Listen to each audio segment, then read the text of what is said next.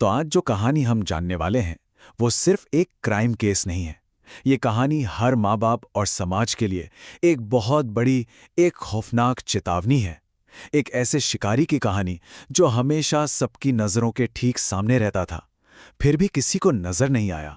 कभी सोचा है कि हमारे आसपास पड़ोस की शांत और जानी पहचानी गलियों में कोई ऐसा दरिंदा भी हो सकता है?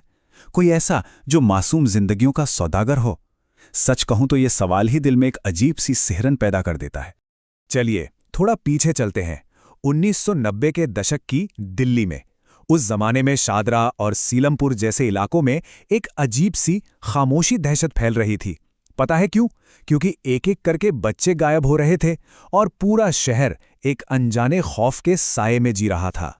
जब इन सारे मामलों को जोड़ा गया तो एक बात सामने आई। हर गायब बच्चे के केस में एक साइकिल वाले आदमी का जिक्र था। बस इसी वजह से इस अनदेखे शिकारी को एक नाम मिला, द साइकिल किलर। और देखते ही देखते ये नाम पूरे शहर के लिए दहशत का दूसरा नाम बन गया। तो इस पूरी दहशत के पीछे कौन था? उस शख्स का नाम था अमरजीत सिंह। अब हम उसके दोहरे चरित्र की उस चौंकाने वाली हकीकत को जानेंगे जो किसी के भी होश उड़ाने के लिए काफी है। और यही इस केस की सबसे डरावनी बात थी, उसका दोहरापन। पड़ोसियों के लिए अमरजीत एक बिल्कुल मामूली सीधा सादा सा इंसान था, लेकिन उस आम से चेहरे के पीछे एक ऐसा आदमखोर भेड़िया छिपा था जिसकी कोई कल्पना तक नहीं कर सकता था।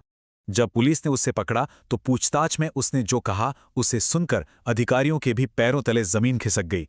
उसने कहा कि बच्चों की चीखें उसे संगीत जैसी लगती थीं। सोचिए, ये उसके बीमार और क्रूर दिमाग की बस एक झलक थी।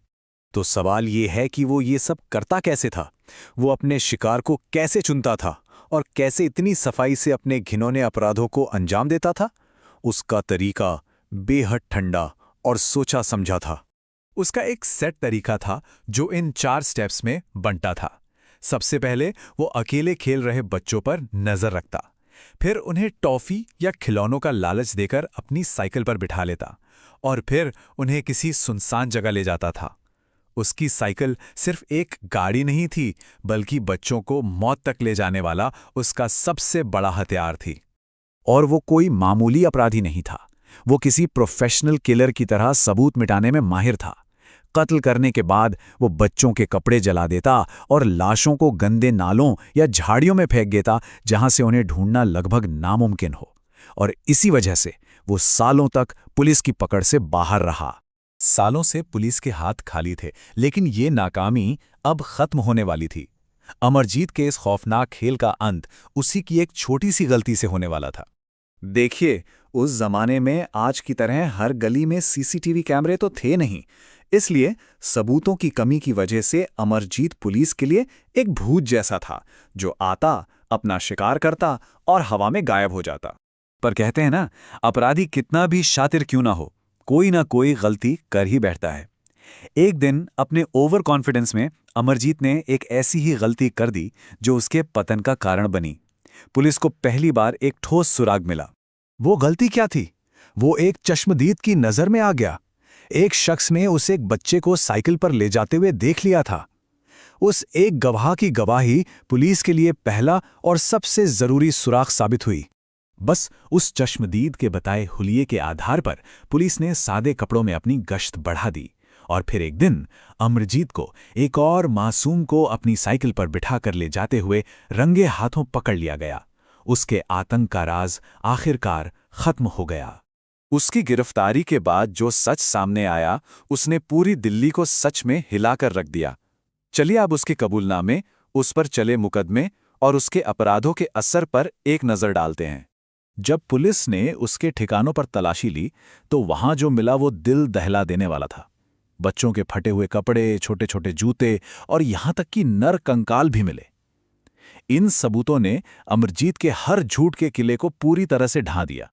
और सबसे हैरानी की बात तो ये थी कि पकड़े जाने के बाद भी उसके चेहरे पर पछतावे का एक शिकन तक नहीं था। वो पुलिस स्टेशन में अपने जुर्म की कहानी ऐसे सुना रहा था जैसे कोई बहादुरी का किस्सा सुना रहा हो। उसकी इस हरकत ने यह साबित कर दिया कि वो कितना बड़ा मनोरोगी था। अदालत ने भी उसके अपराधों की क्रूरता को देखते हुए उन्हें रेयरेस्ट ऑफ द रेयर यानी दुर्लभ से दुर्लभतम की कैटेगरी में रखा। ये एक ऐसा कानूनी सिद्धांत है जो सिर्फ उन मामलों में इस्तेमाल होता है जो इंसानियत को ही शर्मसार कर दे। उसे फांसी की सजा सुनाई गई। कानून ने तो अपना काम कर दिया, लेकिन उन परिवारों के लिए ये एक ऐसा जख्म था जो कभी नहीं भर सकता। जिन बच्चों की जिंदगी और मासूमियत छीन ली गई, वो भला कैसे वापस आ सकती थी? तो आखिर में सवाल ये उठता है कि ये कहानी हमें सिखाती क्या है।